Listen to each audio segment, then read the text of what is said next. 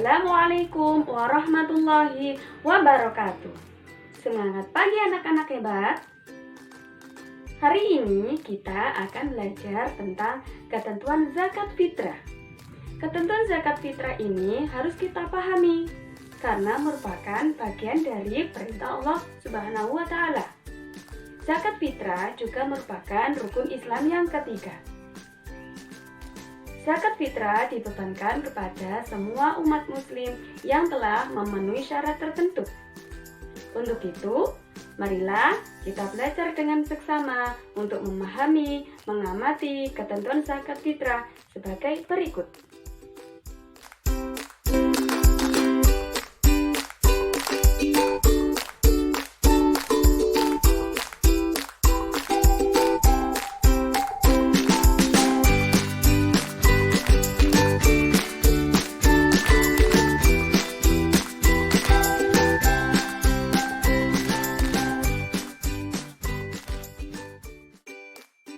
Yang pertama, kita akan belajar mengenai hukum zakat fitrah.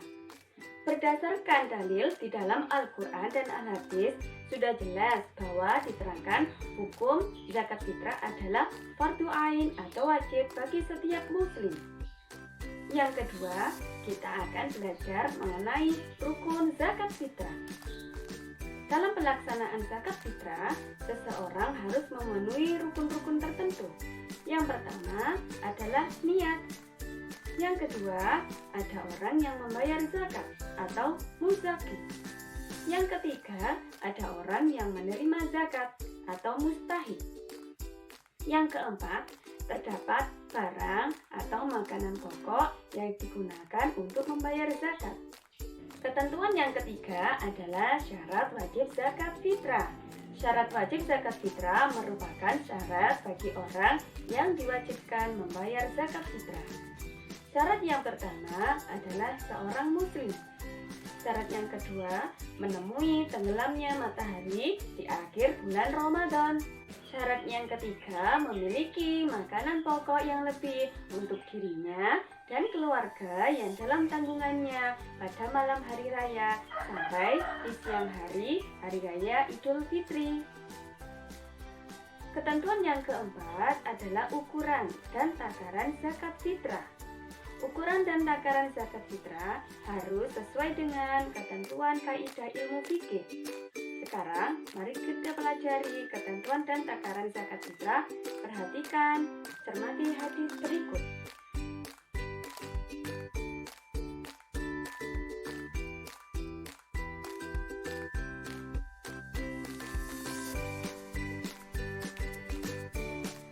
Dari penjelasan hadis tadi, alat untuk pembayaran zakat fitrah adalah kurma atau gandum atau makanan pokok di daerah tersebut. Jika di Indonesia sebagian besar menggunakan beras atau di Papua yang menggunakan sagu. Kemudian banyaknya zakat fitrah yang harus kita bayarkan adalah sebesar 1 sok. 1 sok itu adalah 4 mud. Dan 1 mud itu sebesar cakupan 2 tangan orang dewasa. Atau kalau di Indonesia disebutkan 2,5 kg beras atau 3,5 liter. Ketentuan yang kelima adalah waktu pembayaran zakat fitrah. Waktu pembayaran zakat fitrah terbagi menjadi 5 waktu. Yang pertama ada waktu wajib. Waktu wajib adalah sejak terbenamnya matahari di akhir bulan Ramadan sampai menjelang sholat Idul Fitri. Waktu yang kedua adalah waktu haram. Waktu haram adalah membayar zakat fitrah setelah terbenamnya matahari pada hari raya Idul Fitri.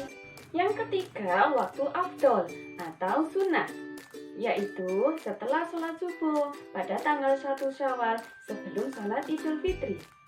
Yang keempat, waktu mubah atau boleh, yaitu sejak tanggal 1 Ramadan sampai akhir Ramadan. Waktu yang kelima, yaitu waktu makruh, yaitu sesudah sholat Idul Fitri sampai sebelum terbenamnya matahari pada tanggal 1 Syawal. Ketentuan yang keenam adalah orang-orang yang berhak menerima zakat. Orang-orang yang berhak menerima zakat ada 8 golongan atau 8 asnaf. Mereka adalah 1. Fakir, 2.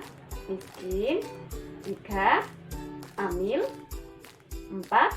Mu'alaf, 5. Rikob, 6. Qorib, 7. Fisabilillah, dan 8. Ibnu Sabil. Untuk mempermudah menghafal 8 asnaf mustahik zakat, kita bisa menghafalnya melalui lagu. Kita mengikuti nada Subhanul Waton. Lagunya seperti ini ya. Ayo kita tirukan. 8 asnaf mustahik zakat.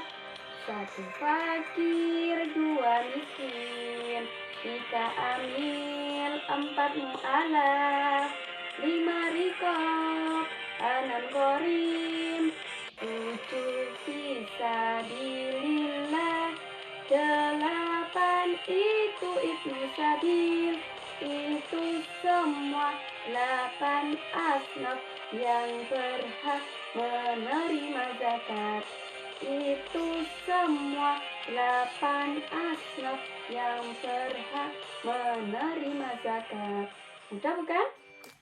Jika tadi kita mempelajari orang-orang yang berhak menerima zakat, sekarang ketentuan yang ketujuh, orang-orang yang tidak berhak menerima zakat.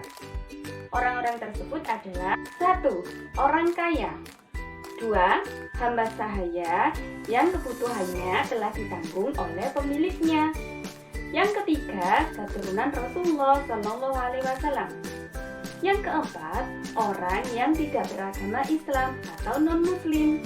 Yang kelima, orang yang telah tercukupi kebutuhannya oleh orang yang menafkahinya.